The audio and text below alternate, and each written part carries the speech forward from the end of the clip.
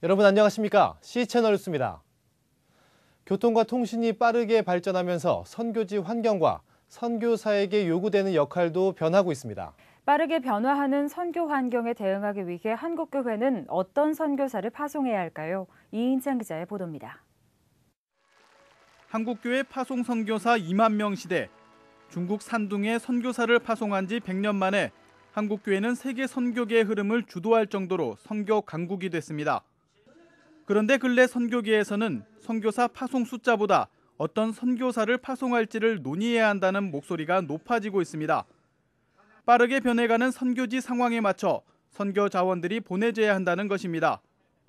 이런 요청에 선교왕국 파트너스는 지난해 가을에 이어 이번 봄에도 어떤 선교사를 보낼 것인가를 주제로 논의의 자리를 마련했습니다. 많이 보내는 일보다 더 중요한 것은 좋은 선교사, 정말 선교가 일어나고 세계 선교에 영향을 줄 수 있는 그런 선교사를 보내야 한다는 그런 자각과 자성이 일어나면서 이런 문제들이 더욱더 긴밀하게.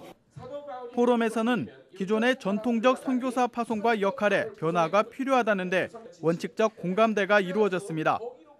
그동안은 선교사 비자를 받은 선교사가 교회나 단체 파송을 받아 특정 지역을 겨냥해 보내져 왔다면 이제는 다양한 선교 현장에 선교사들이 잘 녹아들 수 있도록 직업을 가진 전문인 선교사가 파송돼야 한다는 의견 접근이었습니다. 주 발제에서 OMF 손창남 선교사는 선교사 모델을 크게 바울 바나바 모델과 초대교회 풀뿌리 모델로 구분하고 단체 소속과 직업 유무에 따라 5가지 유형으로 분석했습니다.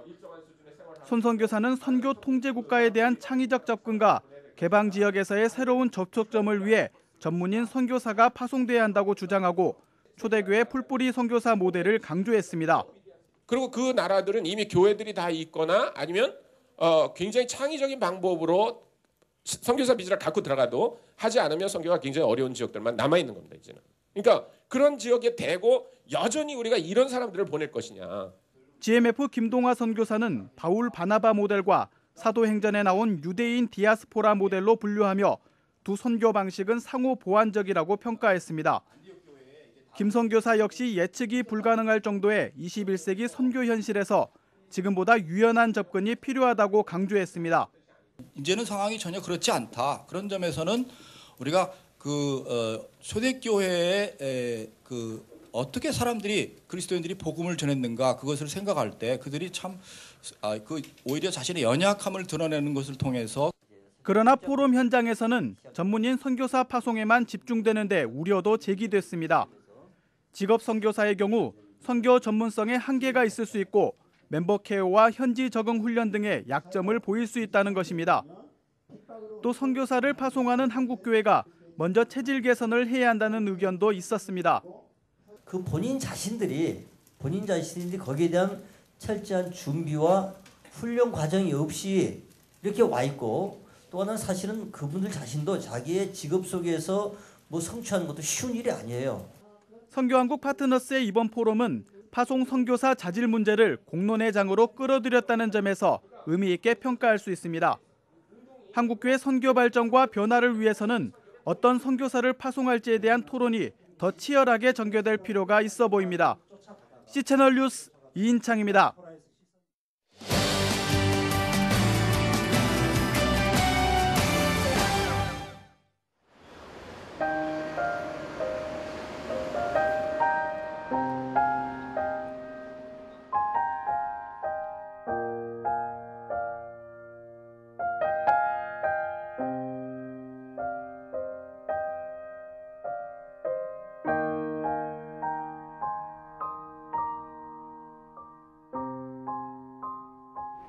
이곳은 쌍용 자동차 정리해고 사태 22번째 희생자의 분향소입니다.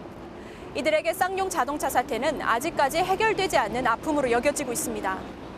하지만 이젠 더 이상의 희생자가 나오지 않도록 이들의 아픔을 위로하고 또 치료하는 분이 있다고 해서 찾아가 봤는데요. 그분의 이야기를 직접 들어보겠습니다.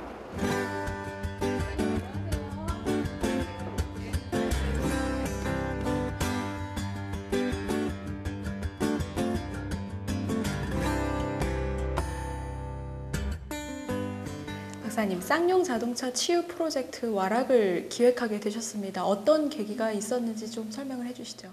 처음에는 개인적인 입장에서 그들 이제 쌍용차 해고 노동자들 심리 상담을 시작했는데요. 하다 보니까 그 수가 굉장히 많고 부모들의 얘기, 해고자와 그 아내들의 얘기를 듣다 보니까 아이들이 입은 상처, 그로 인해서 나타나는 현실의 여러 가지 문제점들이 아주 많이 노출이 됐어요. 그래서 아이들도 치유할 수 있는 그런 어떤 장이 필요하겠다, 그런 시스템이 필요하겠다. 그래서 좀 전체적인 그런 치유의 전반적인 시스템들이 작동할 수 있는 그런 공간, 그런 것들이 필요하겠다 싶어서 그때부터 시작을 하게 된 거죠. 네. 치유 상담이라는 게 안에 있는 아픔을 끄집어내서 또 상처를 치유한다라는 뜻이 있는데 그렇게 해서 과연 어떤 호전을 볼 수가 있는 건가요? 그래야만 호전이 돼요. 그러니까 우리가 그 맹장염 때문에 배가 아플 때 아까진키 바르거나 빨간 약 바르거나 그냥 진통제 먹는다 그래서 좋아지는 게 아니고 잠시 누그러질 수 있지만 다시 시작이 될 거 아니겠어요? 심리적인 상처도 똑같고요. 그 근원을 찾아 들어가서 그 근원이 노출이 되고 그 부분이 치유가 되지 않으면 잠시 좋아졌다가 다시 이게 반복되는 거죠. 그래서 심리적인 상처도 그 상처를 드러내고 그러니까 뭐 말을 통해서 하는 거지만 상담을 통해서 하는 거지만 상처를 드러내고 그거를 직면하고 대면하고 그 순간부터 치유가 시작이 되는 거라고 볼 수 있죠. 네. 그런 치유들을 통해서 권지영 소장님 같은 경우 어떻게 긍정적인 케이스로 지금 와락 상담소의 소장님이 됐습니다. 이런 어떤 호전적 사례들이 있는지요? 심리적인 치료도요. 이게 예를 들어서 10만큼 치유를 받으면 10만큼 치료되고 100만큼 치유받으면 또 100만큼 치유가 되고 투입하는 어떤 시간과 내 에너지와 이런 것에 비례해서 호전이 되는 것도 똑같이 그래요.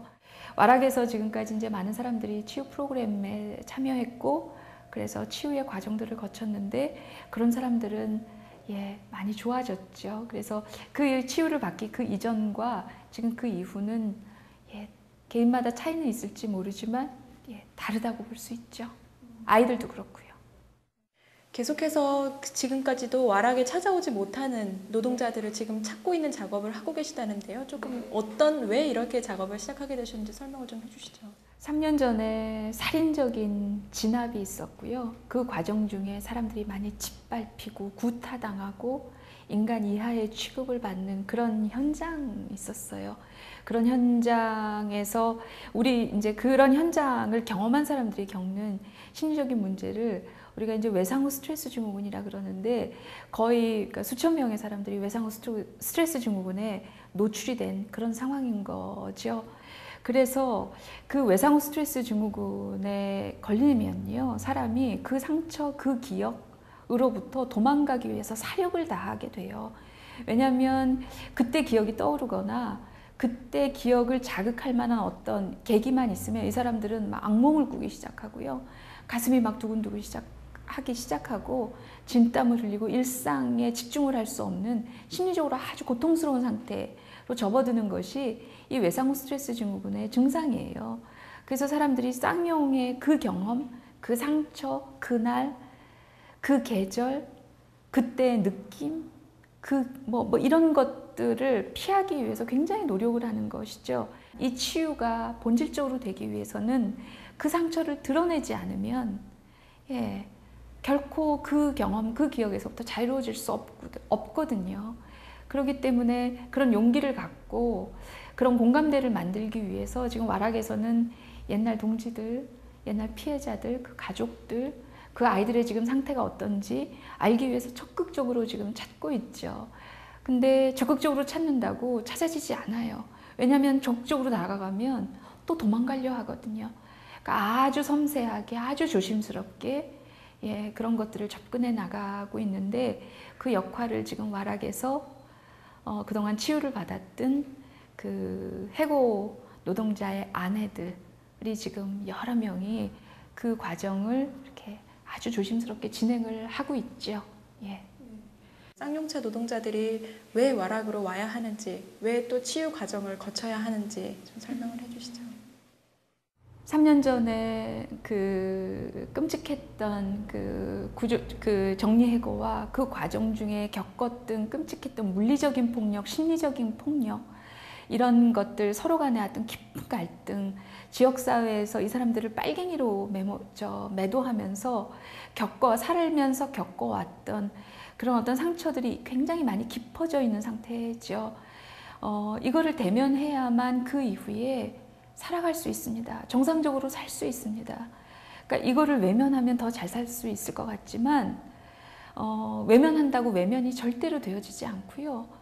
그게 어떤 식으로든지 다른 형태로 우회도로를 타고서도 이게 내 삶에 반드시 결정적인 영향을 주거든요. 그러니까 외면하지 마시고 나오셔야 되는데 지금 쌍용차에서 겪었던 그 상처를 드러내고 대면했을 때 잘 공감하고 이해하고 그 사람들한테 맞춰서 치유적인 어떤 서비스를 제공하는 것이 대한민국의 와락밖에 없거든요. 그러니까 와락으로 나오셔야죠. 예, 나오는 것만으로도 치유가 저는 반쯤은 되기 시작한다고 저는 생각합니다.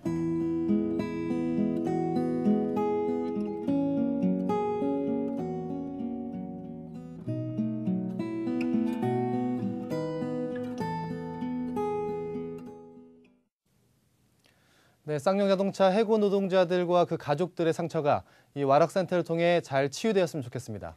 네, 다음 소식입니다.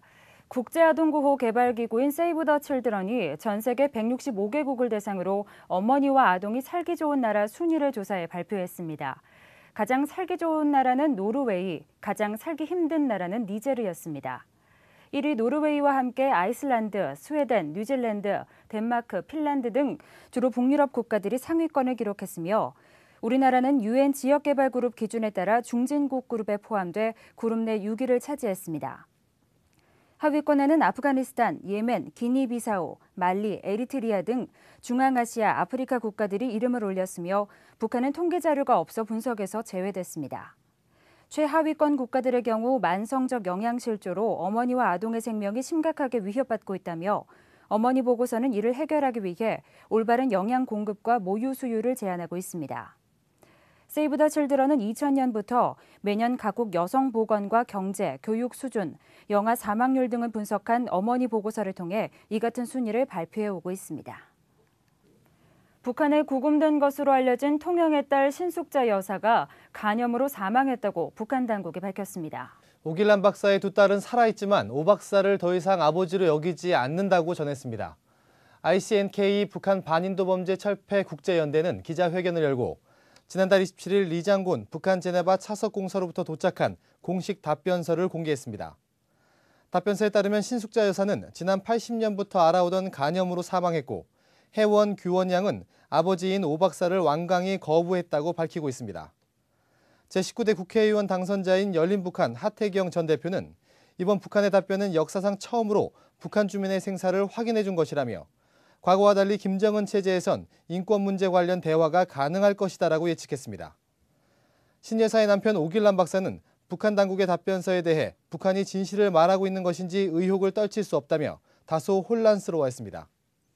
한편 ICNK는 향후 북한 당국에 신 여사의 구체적 사망 정보와 유해 송환, 그리고 두 딸이 제3국에서 오 박사와 만날 수 있도록 촉구할 계획입니다. 지난달 30일 발생한 신촌 살인 사건 배경에 악령과의 접신을 도모하는 사령 카페, 즉 오컬트 문화가 있었다는 분석이 나왔습니다. 이러한 오컬트 문화에 대해 한국교회 언론회가 논평을 발표하고 주의를 요청했습니다. 언론에는 이번 살인 사건이 사령 카페에서 활동하는 여자친구를 구하려는 남자친구와 이를 반대하는 가입자 간 감정 싸움에서 비롯됐다고 분석했습니다. 언론에는 지금까지 사령 인터넷 카페가 100여 곳이 넘고 회원이 수천 명이 넘는 곳도 있다며 성경이 금하는 접신 행위에 청소년들이 빠지지 않도록 학교와 가정, 한국교회가 함께 지도해야 한다고 전했습니다. 이와 함께 언론에는 방송통신위원회가 자살 카페, 오컬트 카페, 범죄 유도 카페 등의 활동을 근본적으로 차단하는 특단의 조치를 내려야 한다고 촉구했습니다. 이어서 날씨를 전해드립니다. 전국이 대체로 맑은 가운데 영동 지방에는 비가 계속 내릴 것으로 보입니다. 기온의 변화는 크게 없겠고 서해와 남해상을 중심으로 안개가 끼는 곳이 있겠습니다. 조업하는 선박들은 사고 없도록 각별히 주의하시기 바랍니다. 아침 기온은 서울, 대전 15도, 춘천 11도를 기록하겠습니다. 낮 최고 기온은 강릉을 제외한 나머지 지역에서 28도까지 오르면서 고온 현상을 보이겠습니다. 바다의 물결은 전해상에서 0.5에서 1.5m를 일겠습니다. 주간 날씨입니다. 이번 주 목요일에는 강원도 영동 지방에 비 소식이 있습니다. 비의 양은 평년보다 조금 많겠으니 참고하시기 바랍니다. 뉴스를 마칩니다. 함께해 주신 여러분 고맙습니다.